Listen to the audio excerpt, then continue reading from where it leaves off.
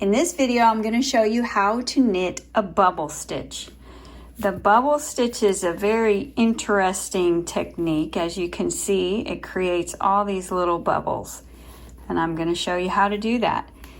First, I knit 5 rows. I've done one already, so you can see where that's at.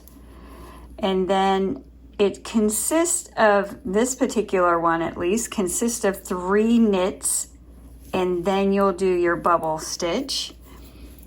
So I've knit the 3, and then what I'm going to do is I'm going to remove this stitch without knitting, and I'm going to drop it 4 rows down.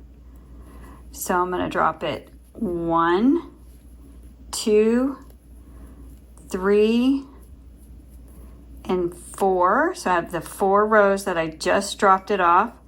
Then I'm going to put my needle in and pick that up, but I'm going to go underneath all 4 of those rows. 1, 2, 3, and then that's the 4th one, and then that's the stitch underneath there. So I'm going to just knit through that stitch. You'll know if you got it when you pull that through, but then you'll pull it through. See how it came through there? And then I'll do it again. 1, 2, 3, and then on the 4th stitch, I'm going to drop it down 4 rows. 1, 2, 3, 4. Don't let it get away from you, and just put your needle through. And you've got them all there, and then just reach in with the other needle. It might be a little difficult at first, but just reach in, you should get a hold of it. And then knit through that. So that worked there. Do it again. 1, 2, 3.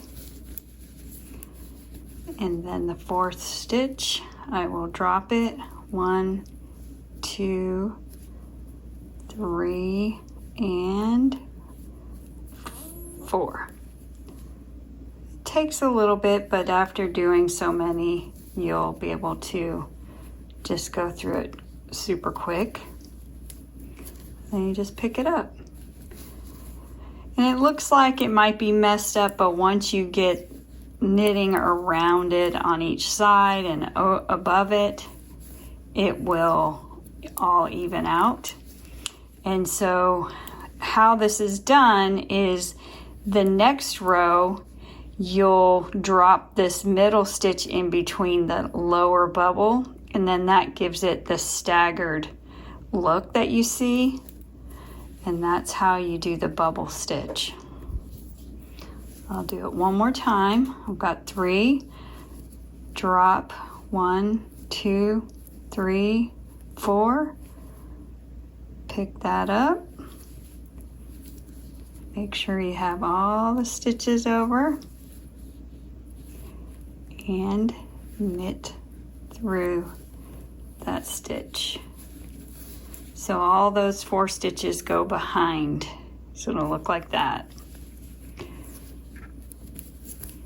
But the back still looks nice. It doesn't look like it's got a bunch of drop stitches.